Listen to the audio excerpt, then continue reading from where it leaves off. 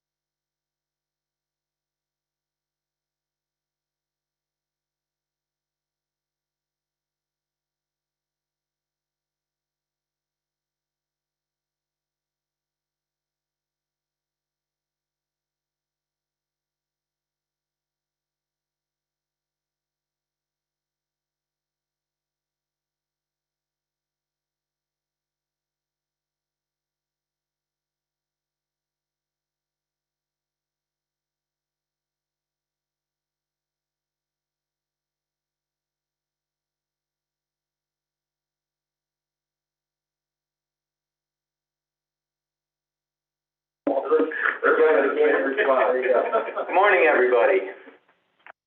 Yeah, we can hear you, Joe. We're live now.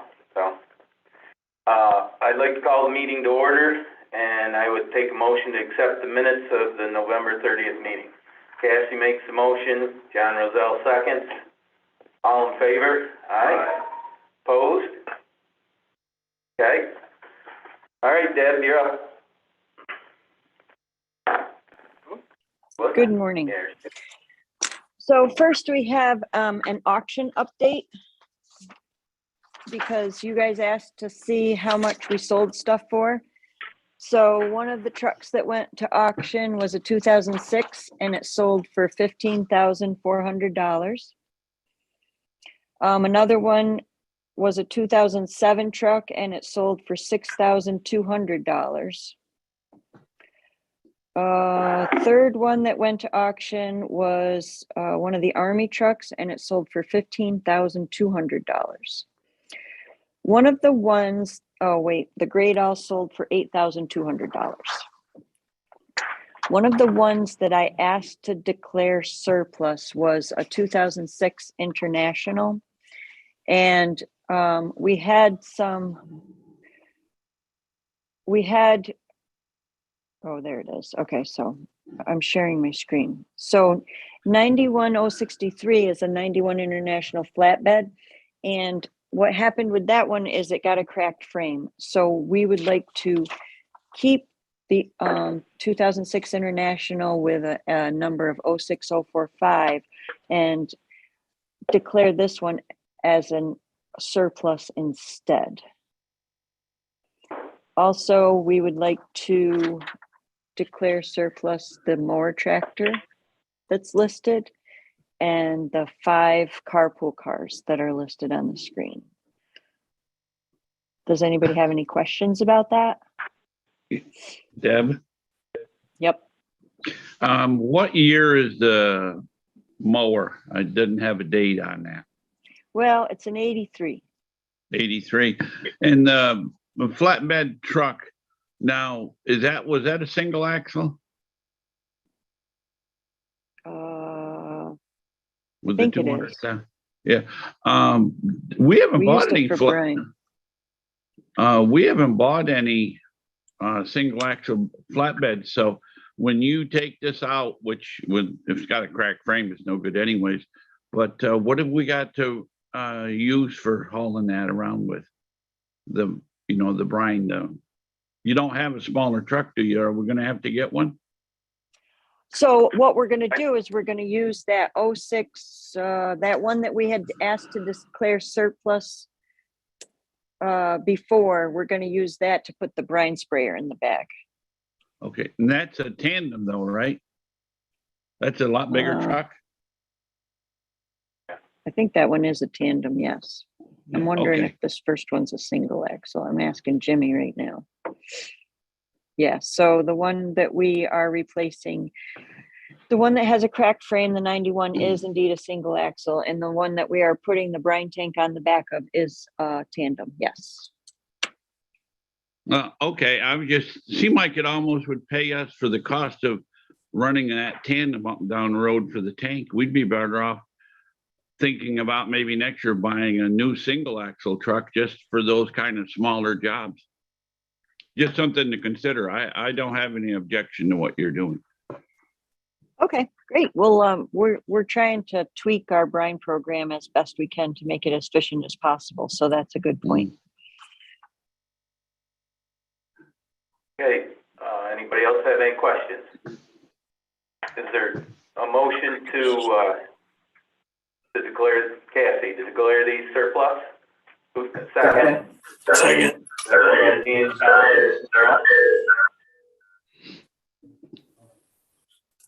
Okay.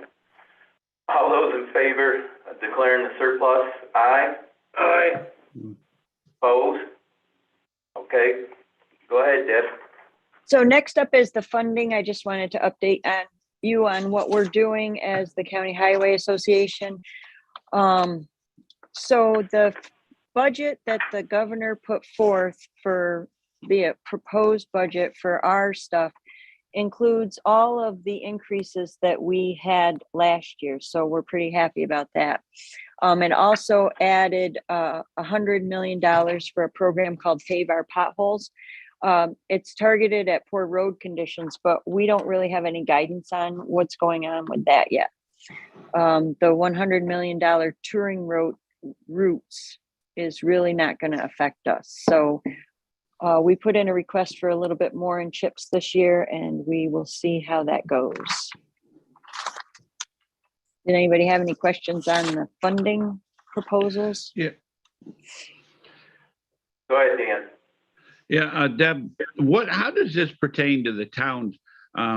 We've never put in a request for chips. It's always been set at a certain amount. And with what you just said, are the towns, should they be, submitting requests for more funding than what we normally get? Or is this just pertain to the county? So what happens in March is we have what's called Advocacy Day. And this county is one of the biggest representations in the Advocacy Day. And a couple of supervisors have gone down with us in the past. We all wear orange shirts. We all send packages of potato chips to the representatives. And we go down and basically beg for more funding. And last year it was virtual.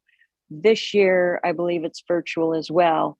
But your town superintendent does have a say in that. And we don't do it individually. We do it collectively because it's based on a formula. So if the county gets some, the towns also get some. It's that whole formula thing. Okay, thank you. Yep. Any other questions on the funding? All right, Deb, on to the next thing then. So the next is Church Street Supplemental. This is for the bridge that we're building up in Granville. This is for additional construction inspection and construction support because the project was supposed to be done this year, but it was delayed due to a number of reasons, and I can go through all of them if you want. But so we need a budget amendment as well on this. It adds money to the project so that we can complete construction inspection. It doesn't add it to the contract. We just have to pay the inspectors to be there longer.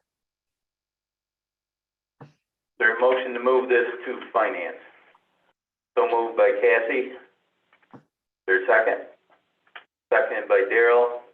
Any discussion on it? All in favor? Aye. Aye. Opposed? Okay.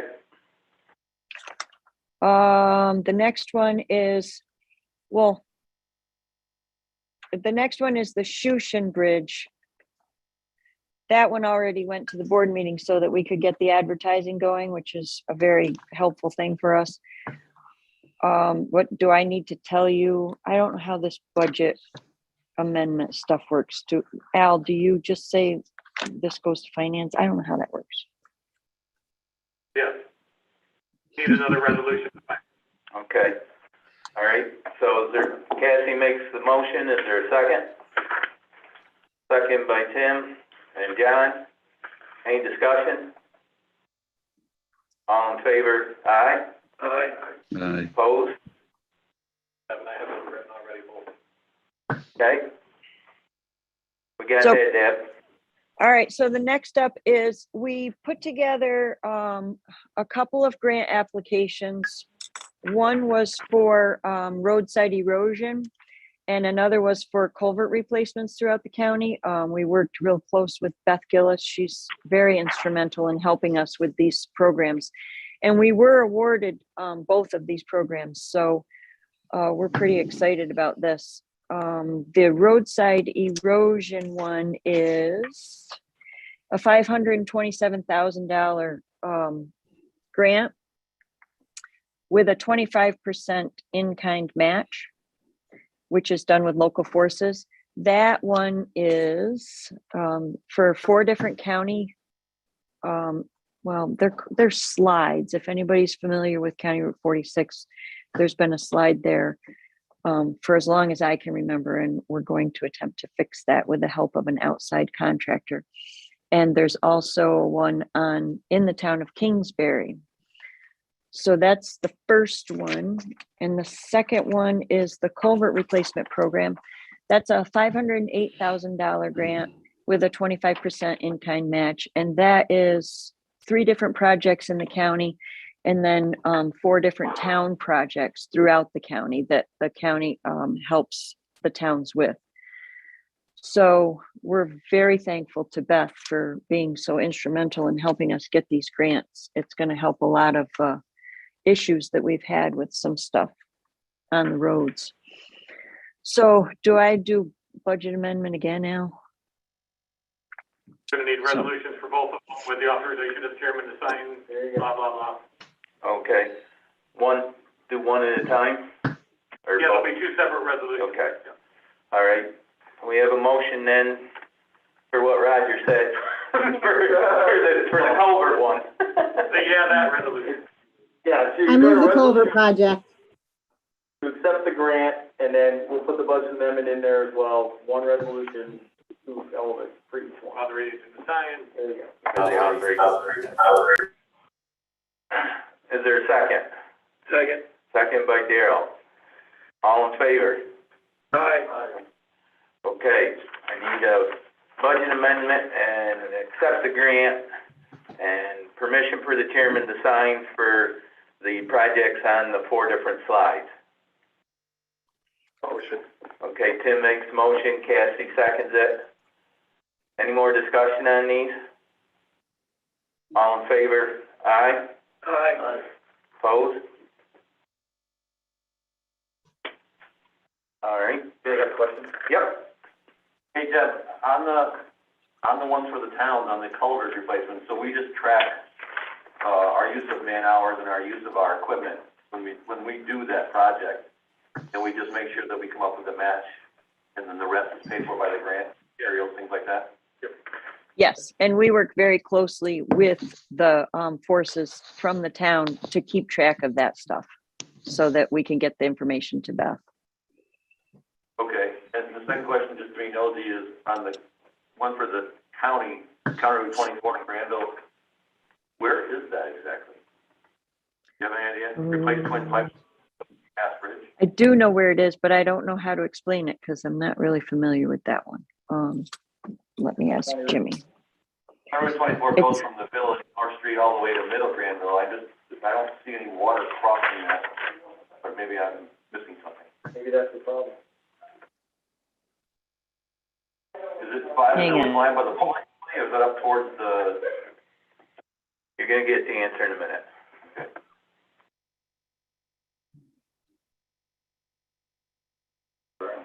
As she's talking to Jimmy. Morning. Oh, Florida.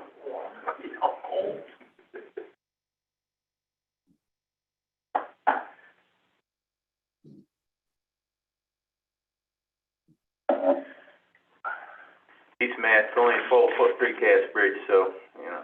It's a little spot Thanks. where there's one Just- that's by the village, but. There must be a lot of water just below the bowling alley because it's a $140,000 grant. It's replacing twin pipes with a 12-foot precast bridge. Are you familiar with where that is, Matt? I think I know where that is. That's in the village. I just wanted to let them know that that's the place, that they should be aware of that, and I'll fill them in about it, but I couldn't think of any other place. All right, thank you. I'm sure we've been working with the village as well, but we'll check in with them to make sure that they know also. Deb, you need to give me the specifics on those for the resolution, you know, the name and all that good. Project Okay. numbers and all that. All right. Dana? Deb, one of the projects I think is Big Creek, but there's probably more than one Big Creek. A lot of it is in the town of Hartford. It ends up at Smith Basin in Kingsbury. Is that a county road, town road? Where is that on Big Creek? And is it even the Big Creek that's in the town of Hartford? So the town of Hartford, there's two of them are on Wright Road and one is on Warren Road. Okay, so those are all town roads. Yep, and we're going to work with you, with your guys to get those replaced. These grants, I think both of them, let me check. This particular culvert replacement grant is from 2022 to 2025. So we won't necessarily be doing all these projects this year. The other erosion program is also 2022 to 2025. Okay, so apparently when it says Big Creek, it also includes the tributaries of Big Creek, must be? Probably. All right, thank you. Any other questions? Okay, anything else, Deb? Nope, that's all I got. Okay, thank you. Thanks. Joe, are you on? Good morning, Chairman. This is Jason Deno. Can you hear me? I am We can hear on. you. Jason is also on. Yes. Good morning. Good morning, Chairman. We have two budget amendments we'd like to discuss today with the committee. Sure, go ahead. Amendment budget year from 2021 to 2022 for the purchase of support staff office furniture was unable to be processed by year's end of 2021. That resolution was 285 dated 12/17/21. We're looking at for amendment for 2022. So from, go ahead. All right, just gonna say, is there a motion to move that amendment to finance? Tim makes motion, Cassie seconds it. Any discussion on it? All in favor of moving it to finance? Aye. Opposed? Okay, go ahead. Thank you, Mr. Chairman. Second amendment budget to purchase furniture for the executive director's office. Amend budget to purchase the office furniture. Okay, is there a motion? How much was it? That was in the amount of $2,827.80. Cassie, you making the motion? Okay, is there a second? Second by Daryl and Tim. Any other questions or discussion on it? All in favor, aye? Aye. Opposed? All right, anything else? Thank you, Mr. Chairman. Second resolution to modify the account clerk position we have here within the sewer district from 35 hours to 40 hours per week. As you know, I am new to the district. After reviewing the budget, planning on staffing plans within the district and the workload that my immediate administrative assistant does on a daily basis, that would normally those duties would be performed by the account clerk, at least some of those duties, the permitting, the processing of payments, the budget, the invoices, the day-to-day operations and phone calls. I believe from the executive director's position, that hourly position should be an 8-hour day versus a 7. Where would the money come from? We reviewed it in the budget. I'm currently looking at the budget that we currently have. We have the funds within the budget. What we would do is I would I've talked to the Board of Commissioners about this, and I've said I would discuss it with the Public Works Committee first, and then move it towards the Board of Commissioners and review the budget at that time. So the budget, or the Board of Commissioners has not given the final approval on this, or they? Yes, in agreement they, with? last board, Chairman, last Board of Commissioners meeting, we spoke on this. They provided the authorization, but to bring it and discuss it at the Public Works Committee. Well, my intentions are is to bring it to, after discussion here at Public Works, bring it to the Board of BOC for further discussion within the budget. But it is my belief from the budget standpoint, the dollars are there for personnel currently for the 8 hours. Go ahead, Dan. Yeah, what is the, I don't know, does anybody run the numbers? What's the actual increase amount that we're talking? It's approximately $7,000. Okay, thank you. 4,000. Sorry, Dan. Sorry, Supervisor. 4,000. $4,000 increase. Yes. Is there a motion to move this to personnel? I'll move it to personnel and they can push it around over there. John Rozelle seconds it, Daryl seconds it. Any more discussion on it? All in favor, aye? Aye. Aye. Opposed? Okay. Got that going. Anything else? That's it. Thank you, Mr. Chairman. All right, thank you. Does anybody else have any business to bring before the committee? Al? So Chairman, I see Deb Donahue may have left us, but I have made her aware that I'm going to bring this to committee. Some of you have been here long enough to remember when we got a fantastic IRS visit. It was before my tenure as treasurer, but I was here for that uncomfortable experience. We ended up writing a check for some things that they found while they were here. One of the items that we got nailed for was personal use of county vehicles, personal use being vehicles that are taken home kind of thing.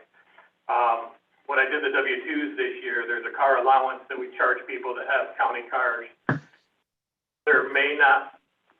We may be sliding again, and I've asked the DPW superintendent to give me an audit of all of the take-home cars and assigned cars to make sure that we are still in compliance and not kind of getting relaxed again, because I have no desire to write another check to the IRS under my watch. I will report back next month to the committee, but at first glance, there may be some things that are, we've gone through 2 superintendents since that visit, maybe 3. So I just want to make sure that we're all still on the same page and I'm not writing another check to the IRS because we've gotten relaxed with some of the take-home stuff. So I've asked her to do an audit of the assigned and take-home vehicles for me, and I'll report back if there's anything to report back. Okay. Thanks. Any questions or discussions on that? Bob? That also included quite a lot of the sheriff's department. So the sheriff and public safety are exempt. That part of it we're good on.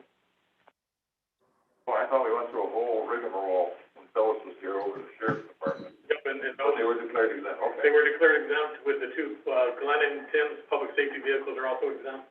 So we've gotten a determination from them which are able to be exempted. But then I think there's some that we need to take a serious look at. Some are possibly being used every day and some might be used here and there. But even the here and there, if they're going from here to their home, or if they've got county cars at their homes, we need to review those type of assigned cars. Because there's something we can get nailed for again, and I have no desire to write that check. Matt? So the 2 options would be, if they are being used, then that needs to be considered income to the employee.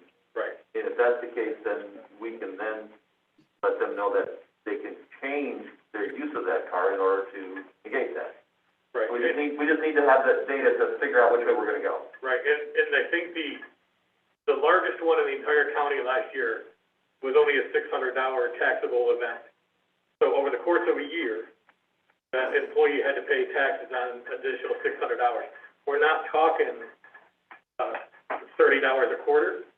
So $30 a quarter coming out in taxes for the use of a county car back and forth to work, I think is a pretty damn good deal. So I just want to make sure that we're compliant. Because even the occasional use, we have to be careful with.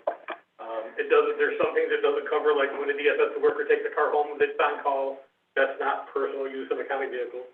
But like our foremen and stuff that have a county truck that they drive back and forth, that's a taxable event, and I just want to make sure that we're not backsliding on some of that. And there's days where even those cars, so if a foreman takes a truck home and there's a call out, that is now not a taxable day for them. So there are rules in place. And like I said, I think we've gone through 3 superintendents since that visit. So I had some concerns reviewing the W-2s, but I want to make sure that we're still, and I might find that we're good, which would be fantastic. But at first blush, it looked like it needed review.